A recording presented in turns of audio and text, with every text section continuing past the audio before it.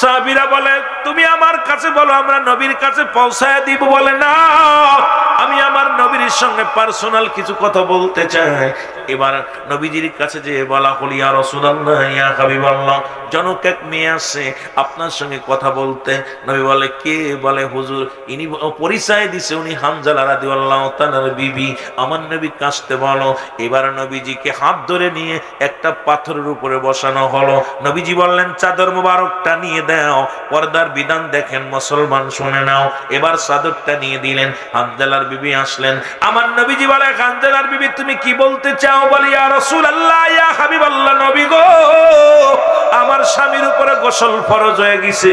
আমি জানি নবী গো, আজকে যারা এই 70 জন শহীদ হয়েছেন তাদের কাউকে গোসল করানো হবে না, সবাইকে দাফন করানো হবে। ইয়া রাসূলুল্লাহ, ইয়া হাবিবাল্লাহ, আমার স্বামীর দাফনের আগে আমার স্বামীর উপরে গোসল ফরজ হয়ে গেছে।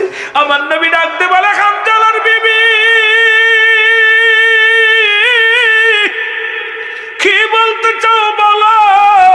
বলে, ইয়া রাসূলুল্লাহ, ইয়া হাবিবাল্লাহ, আপনি যখন আমার স্বামীকে রেখে আসলেন আমার স্বামীর সঙ্গে মধুর মিলন হয় নবী গো। কে যেন একটা আওয়াজ দেয়। যখন আমরা মিলনের পর দুজন শুয়ে আসি এমন সময় এমন একটা আওয়াজ আসে, কে যেন বলে নবী নাই, নবী নাই। ইয়া রাসূলুল্লাহ, ইয়া হাবিবাল্লাহ, সঙ্গে সঙ্গে আমার স্বামী লাফ দিয়ে ঘর থেকে উঠল। ঘুম থেকে উঠে তরবারি নিয়ে দৌড় শুরু করেছিল। আমি পিছন থেকে জামা টানতে ধরে অনেক বুঝাইলাম, স্বামীরা আপনার উপরে গোসল ফরজ হয়ে গেছে, আপনি গোসল করে যান। কিন্তু আমার স্বামী বলেছিল, বিবি রে, যেখানে আমার নবী নাই কিসের গোসল? আমার নবী যদি না থাকে রে, কিসের ইসলাম, কিসের গোসল? ইয়া রাসূলুল্লাহ, ইয়া হাবিবাল্লাহ, নবীজি, সুতরাং আমার স্বামীরে দাফন করানোর আগে গোসল করাতে হবে। আমার নবীজি ডাক দিয়ে বলে, হানজালার বিবি যাও, তোমার স্বামীর দেহ মুবারক দেখো। এবার যখন লাশ মুবারক দেখতে গিয়েছে, হানজালার বিবি যা দেখে রে, হানজালার মাথা বেয়ে মাথার চুলগুলো ভিজা, পানিগুলো টপ টপ করে জমিনের মধ্যে পড়তেছে, সমস্ত পশমের গোড়াগুলো ভিজে আছে। আমার দৌড়ায় গেছেন হানজালার বিবি, ইয়া রাসূলুল্লাহ, ইয়া হাবিবাল্লাহ, আমি কি দেখলাম? আমার নবী কয়, তুমি ঠিকই দেখেছো রে হানজালার বিবি, তোমার স্বামীর এত বড় মর্যাদা। আমি নবীকে ভালোবাসার কারণে রব্বে কারীম তাকে এত ভালোবাসছে, আসমানি ফেরেশতা দিয়া গোসল করাইছে জান্নাতি পানি দিয়া। ও হানজালার বিবি শোনো, শুধু তাই নয়, জান্নাতি ফেরেশতা দিয়া হযরতে হানজালার জানাজার নামাজ আল্লাহ পড়ায়া দিয়েছে। জোরে জোরে চিল্লায়া বলা যাবে না মারহাবা। পৃথিবীর ইতিহাসে রাসূল পাক সাল্লাল্লাহু আলাইহি ওয়াসাল্লামের সাহাবীগণেরা যেমন নবীজিকে ভালোবাসতেন, দয়াল নবীর প্রেমের মালা যারা গলায় পড়লেন, দুনিয়ার মধ্যে বাড়ির চিন্তা করে নাই, নারীর চিন্তা করেন নাই, গাড়ির চিন্তা করেন নাই, এই দুনিয়ার মধ্যে সুন্দরী বিবির চিন্তা করেন নাই, দুনিয়ার সব কিছু কুরবানি করে দিছে রাহমাতাল লিল আলামিনের ভালোবাসায়। জোরে বলেন মারহাবা। আমার ভাইরা, আমার বন্ধুরা, আমার রাসূল আকরাম সাল্লাল্লাহু আলাইহি ওয়াসাল্লাম ডাক দিলেন, একটা যুদ্ধের ডাক দিলেন। ছোট্ট একটা কথা বলে শেষ করি। যদিও মাদ্রাসা নিয়ে কথা বলার মন ছিল, এর হাকিকত নিয়ে কথা বলার দরকার ছিল। নবীর ঘর হলো মাদ্রাসা, আর আল্লাহর ঘর হলো মসজিদ। এই মাদ্রাসায় যে লেখাপড়া করলে কি ফজিলত, বিষয় নিয়ে আলোচনার প্রয়োজন ছিল। যদিও সময় পাবো না, কথা বলবো না। রাসূলুল্লাহ একটা যুদ্ধের ডাক দিলেন, সেই যুদ্ধের নাম হলো উহুদের যুদ্ধ। জোরে বলেন মারহাবা। এই উহুদের যুদ্ধে রাসূল পাক সাল্লাল্লাহু আলাইহি ওয়াসাল্লাম ডাক দিলেন, যে যুদ্ধে মুসলমানের একজন নয়, দুজন নয়, 70 জন সাহাবী শাহাদাতের পেয়ালা পান করেছিলেন। জোরে বলেন আল্লাহু আকবার। আর একটু জোরে বলেন আল্লাহু আকবার। কতজন? 70 জন সাহাবী শাহাদাত বরণ করেছিলেন, শহীদ হয়েছিলেন। নবীজি বললেন, সাহাবীরা রে, বাতিলেরা যেভাবে আক্রমণ করে, বাতিলেরা যেভাবে ষড়যন্ত্র করা শুরু করেছে, যে কোনো মুহূর্তে যুদ্ধ হতে পারে, তোমরা প্রস্তুতি নাও। দেখে গেল কাফের বেঈমানের এত পরিমাণ আক্রমণ করা শুরু করলো, রহমতের নবী ঘোষণা করলেন, সাহাবীরা রে আর দেরি করো না, আগামীকাল ওদের যুদ্ধ হবে, এই যুদ্ধের জন্য সবাই প্রস্তুতি নিয়ে চলে এসো। জোরে জোরে বলো আল্লাহু আকবার।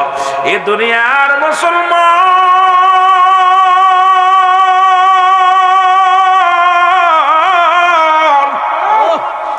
রহমতের নবী যখন ডাক দিছে, রহমতের নবীর ডাক শুনিয়া মদিনার অলি গলি থেকে নবীর প্রেমিকেরা পাগলের মতো ছুটে ময়দানে হাজির হয়ে গেছে। রাসূলুল্লাহ গুনে গুনে দেখতে লাগলেন সাহাবীদেরকে। দেখতে দেখতে যা দেখে হযরতে হানজালা রাদিয়াল্লাহু তাআলা, আমার নবীর প্রেমিক হযরতে হানজালা রাদিয়াল্লাহু তাআলা দাঁড়ায় আছেন যুদ্ধে যাওয়ার জন্য। জোরে জোরে বলো মারহাবা। আরে তোমরা যাইয়া দেখো না আমার নবীর প্রেমের নমুনা, বলো তোমরা যাইয়া দেখো না যাহার হয় না তুলনা। জোরে বলো মারহাবা। এ আমার ভাইরা, আমার বন্ধুরা, আল্লাহর নবী যাইতে যাইতে যা দেখো হযরত হানজালা রাদিয়াল্লাহু তাআলা উনি দাঁড়ায় আছেন। নবী হানজালা তুমি এখানে? বলে হুজুর আমি যুদ্ধে যাব। ছোট্ট একটা কথা বলে শেষ করব, যেহেতু আলোচনার ময়দান। আমার বাবারা, আমার নবীজি বললেন, হানজালা রে, ও হানজালা তুমি যুদ্ধের ময়দানে যাবা। গতকালকে তোমার বিয়ে হলো, গতকালকে আমি নবী নিজে থেকে তোমার বিয়ে পড়াইলাম। হানজালারে আজকে যুদ্ধে যাওয়া লাগবে না, কারণ তোমার বিবির একটা হক আছে, বিবির হকটা আদায় করো। ও হানজালা আজকে তোমার বাসর, আজকে তোমার ফুলসজ্জা, সুতরাং আজকে তুমি যুদ্ধে যেতে পারবা না। হানজালা বলে, ইয়া রাসূলুল্লাহ, ইয়া হাবিবাল্লাহ, আমি যাব যুদ্ধের ময়দানে। আমার নবী কই, না না তুমি যেতে পারবা না, কারণ তোমার বিবির হক আদায় করো। জোরে জোরে বলো আল্লাহু আকবার। এ দুনিয়ার মুসলমান,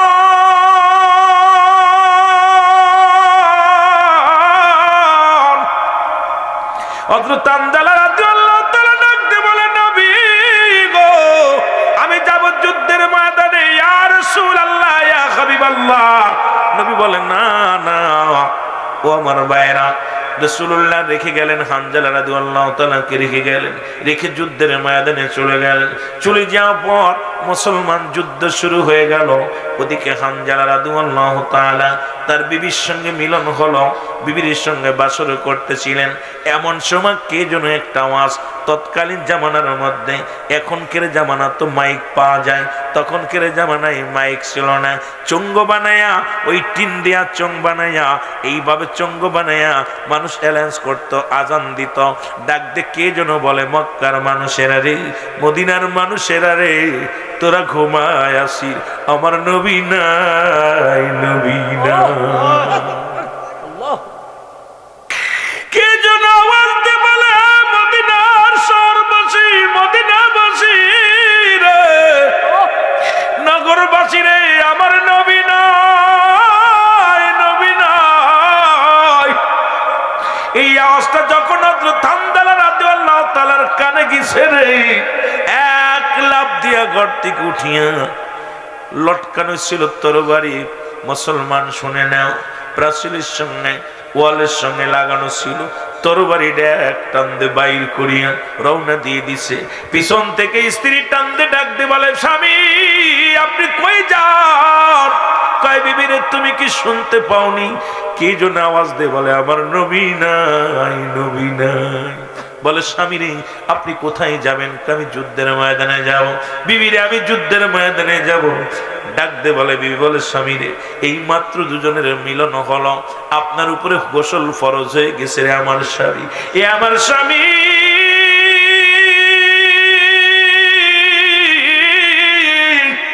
আমি জানি যারা যুদ্ধের ময়দানে যে শাহাদাতের পেয়ালা পান করে গো, তাদেরকে গোসল করানো হয় না। সুতরাং আপনি যুদ্ধের ময়দানে যান, আপনার উপরে তো গোসল ফরজ হয়ে গেছে রে স্বামী, একটু দেরি করেন, আমি পাশের কূপ থেকে একটু পানি এনে দিয়ে আপনি গোসল করে যাবেন। আমার হানজালা রাদিয়াল্লাহু তাআলা ডাক দিয়ে বলে, বিবি রে কিসের গোসল, কিসের ফরজ গোসল? আমার নবী যদি না থাকে রে, নবী যদি দুনিয়ার মধ্যে না থাকলে আমি হামজালা কিসের গোসল করব? জোরে জোরে চিল্লায় বলা যাবে না আল্লাহু আকবার। ওরে নবীর প্রেমে জীবন গড় তোমরা, নবীর প্রেমে জীবন গড়, নসিব করো মদিনা। নবীজিকে না দেখাইয়া কবরে ডাক দিও না, বলো নবীজিকে না দেখ। এই ছাত্ররা জোরে জোরে বলো, নবীর প্রেমে জীবন গড়, হ্যাঁ হ্যাঁ নবীর প্রেমে জীবন গড়, নসিব করো মদিনা। নবীজিকে না দেখাইয়া কবরে ডাক দিও না, আল্লাহ নবীজিকে না দেখাইয়া। আসবে যেদিন কবরের দিন, রাসূল আমায় ভুইলেন না। আসবে যেদিন হাসরের দিন, আমায় আপনি ভুইলেন না। নবীজিকে না দেখাইয়া কবরে ডাক দিও না, বলো নবীজিকে না দেখ। এর নবীর প্রেমে জীবন গড়, আশিক নবীর প্রেমে জীবন গড়, নসিব করো মদিনা। নবীজিকে না দেখাইয়া কবরে ডাক দিও না, বলো নবীজিকে না দেখাইয়া কবরে ডাক দিও না। তন্তরবাসী কান্দে নবী গয়া মায় আপনি ভুইলেন না। বিবারিয়ার আসে কান্দে নবী আমাদেরকে ভুইলেন না। কঠিন দিনে নিয়েন চিনে গোলামদের ফেলেন না, হায় হায় কঠিন দিনে নিয়েন চিনে গোলামদের ফেলেন না। বল নবীর প্রেমে জীবন গড়, হ্যাঁ হ্যাঁ নবীর প্রেমে জীবন গড়, নসিব করো মদিনা। নবীজিকে না দেখাইয়া কবরে ডাক দিও না। এ দুনিয়ার মুসলমান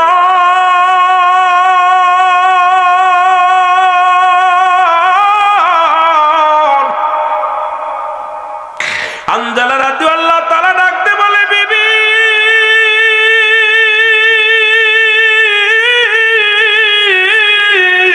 আরে আমার নবী যদি দুনিয়ার মধ্যে নাই থাকে রে, আমার নবী যদি দুনিয়া থেকে বিদায় লয়ে যায়, কার জন্য আমি গোসল করব রে? কার জন্য কি করব? হযরত হানজালা রাদিয়াল্লাহু তাআলা যুদ্ধের ময়দানে চলে গেলেন। অনেকগুলো সৈন্যকে কতল করিয়া শাহাদাতের পেয়ালা পান করলেন। আমার নবীজি সাহাবীদের লাশ আনতে বললেন। সাহাবীদের লাশগুলো আনা হলো। যারা মক্কা মদিনায় গিয়েছেন, এখন উহুদ প্রান্তরে 70 জন শহীদের লাশ, 70 জন সাহাবীর দেহ মুবারক শুয়ে আছে উহুদের প্রান্তরে। সবচেয়ে ভয়ঙ্কর হলো যে যুদ্ধে আমার নবীজির মাথা ফেটে গিয়েছিল, যে যুদ্ধে আমার নবীজি ক্ষতবিক্ষত হয়েছিল, যে যুদ্ধে হযরত আমির হামজা শাহাদাতের পেয়ালা পান করেছিল। আমার নবীর চাচা আমির হামজা শাহাদাতের পেয়ালা পান করেছিল। আমির হামজাকে হত্যা করে তার নাকটা কেটে দিয়েছিল, মুসলমান তার কানটা কেটে দিয়েছিল, ঠোঁট দুটি কেটে দিয়েছিল, চোখ দুটি উপড়ে দিয়েছিল। ও যুবক বাবারা শুনে নাও, নবীর প্রেমিকেরা শুনে নাও, হযরত আমির হামজাকে এত যন্ত্রণা এত কষ্ট দিয়েছিল। বাবারে আমার শুনে নাও, এমন নিষ্ঠুর পাষাণ্ড নিষ্ঠুরেরা ছিল। আমির হামজার বুকটা ফাড়িয়া কলিজাটা বাইর করিয়া আবু লাহাবের বিবি, ও মুসলমান শুনে নাও, হিন্দা, উনি নিজের কলিজাটা, আমির হামজার কলিজাটা মুসলমান তাজা চিবিয়ে খেয়েছিল। এত বড় নিষ্ঠুরতা কাজ করেছিল। শুধু তাই না, এরা মুসলমান এই আমির হামজাকে যিনি হত্যা করেছিলেন, সর্বশেষে ইসলাম ধর্ম কবুল কবুল করেছিলেন, ইনার নাম ছিল ওয়াসি। যখন রাসূলুল্লাহর সামনে যখন আসতেন, আমার নবী বলতেন, ওয়াসি রে তুমি আমার সামনে শোনা, কারণ তোমাকে দেখলে আমার চাচার কথা মনে পড়ে যায়, তোমাকে দেখলে আমার কলিজার মধ্যে কষ্ট লাগে। ওয়াসি রে তুমি আমার সামনে শোনা। জোরে জোরে চিল্লায় বলা যাবে না আল্লাহু আকবার। এ দুনিয়ার মুসলমান গভীর মনোযোগ শোনো।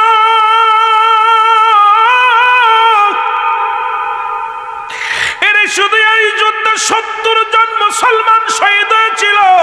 শুধু শহীদ হয় নাই রে, আমির হামজাকে ক্ষত বিক্ষত করেছিল, যার দেহ মুবারক টুকরো টুকরো করেছিল, হাত পা পর্যন্ত কেটে দিয়েছিল। ও যুবকেরা শুনে নাও, নবীজি নবীজি যুদ্ধের পরে সাহাবীদের কি বললেন, তোমরা লাশগুলো নিয়ে আসো। লাশগুলো আনা হলো। গুনে গুনে নবীজি লাশগুলো গুনতে বললেন।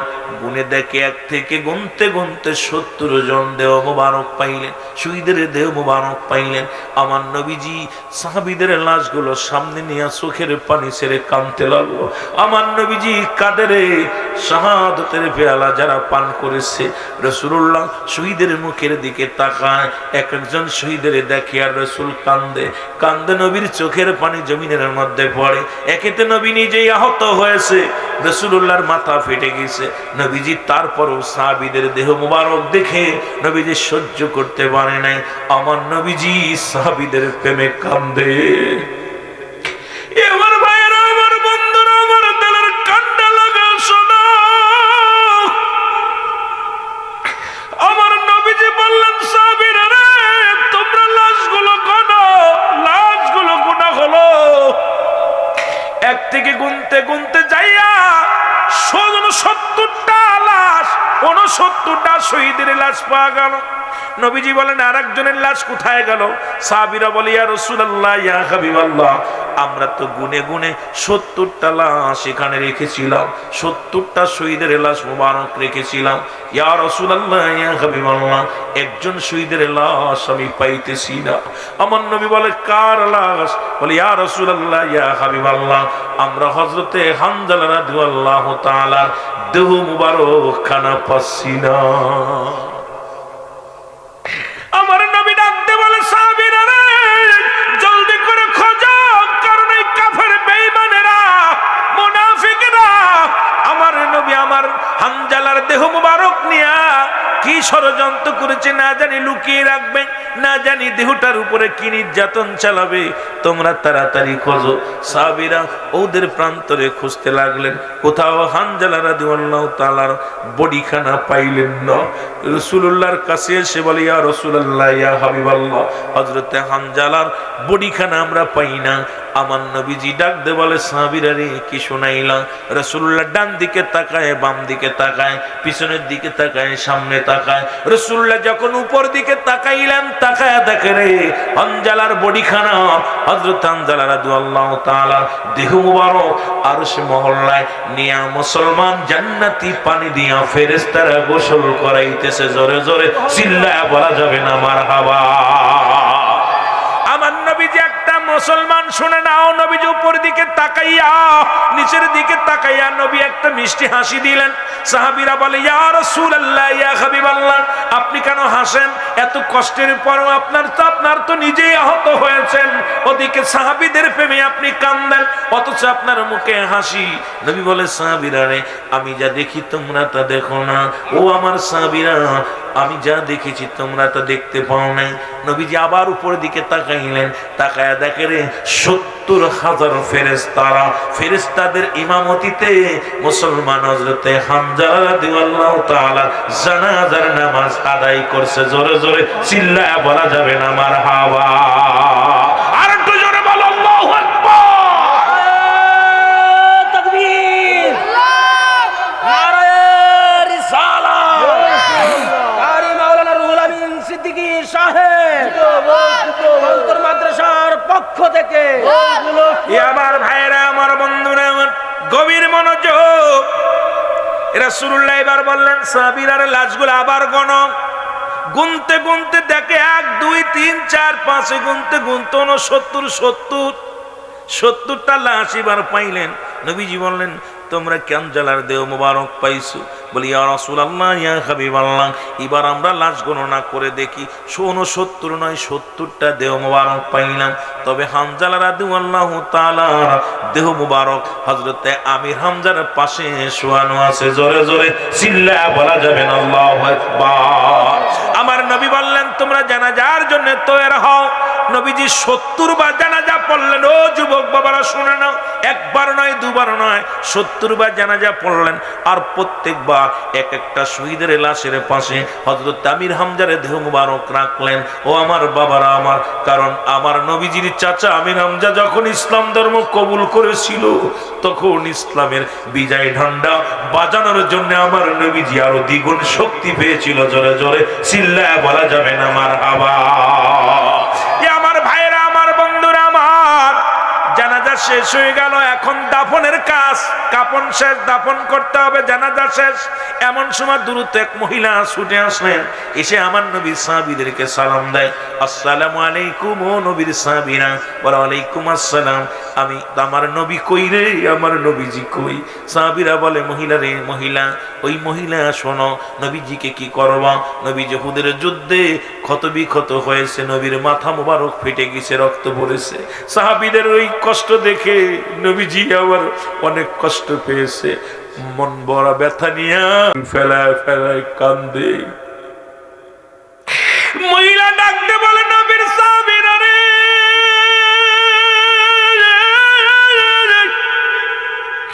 আমাকে একটু মায়ের নবীর কদমে নিয়ে যাও, আমি আমার নবীর সঙ্গে কিছু কথা বলতে চাই। সাহাবীরা বলে তুমি আমার কাছে বলো, আমরা নবীর কাছে পৌঁছায় দিব। বলে না, আমি আমার নবীর সঙ্গে পার্সোনাল কিছু কথা বলতে চাই। এবার নবীজির কাছে যে বলা হলো ইয়া রাসূলুল্লাহ, ইয়া হাবিবাল্লাহ, জনক এক মেয়ে আসে আপনার সঙ্গে কথা বলতে। নবী বলে কে? বলে হুজুর, ইনি পরিচয় দিছে, উনি হানজালা রাদিয়াল্লাহু তাআলার বিবি। আমার নবী কাশতে বলো।